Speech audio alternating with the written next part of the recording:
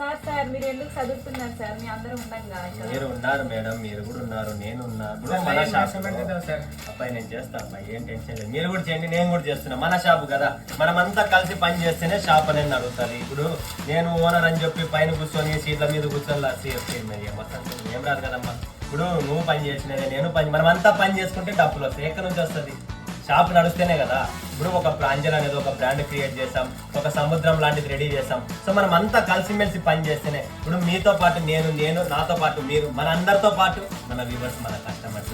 So నేను చూపిస్తున్నాం, మేమంతా కష్టపడుతున్నాం, మీకు పంపిస్తున్నాం, మీరు కూడా అక్కడ అమ్ముతున్నారు, ఎలా అమ్మాలి, ఏం చేయాలంతా గైడ్ చేస్తున్నా. సో షాప్ అనేది ఒక లక్ష్మీదేవి. సో మీరు కూడా మీ షాపుల్లో సీట్ల మీద కూర్చోకండి.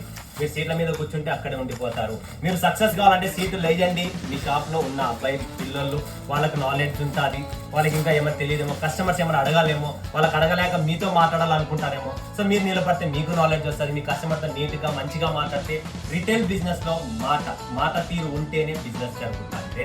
రెండో మూడో పాయింట్ ఏమనుకుంటున్నారంటే, సీటు మీద ఓపిక్గా కూర్చోండి. అక్కడికి పోయిస్తే ఎక్కడికి పోయిస్తే ఫ్రెండ్ ఫోన్ చేసినాడు, లేదంటే అర్ధగంట తిరిగేసి వస్తా, దయచేసి అట్లా ఎప్పుడు పోకండి. సీటు మీద కూర్చోండి, సాయంత్రం వరకు దేవుడు ఇస్తాడు. ఎందుకంటే లక్ష్మీదేవిని మన షాప్ అనేది లక్ష్మీదేవి, దాన్ని ఎంత నీట్గా చూసుకుంటారో అంతవరకు మీకు సపోర్ట్ లక్ష్మీదేవి. ఓకేనా? సో పటాపట్ మీరు కూడా ఈరోజు చెప్పిన పాయింట్ మైండ్లో పెట్టుకొని రేపటి నుంచి ప్రశాంతంగా కస్టమర్ని మీరు కూడా అటెండ్ చేయండి, షాప్ కూడా చూసుకోండి అండ్ కౌంటర్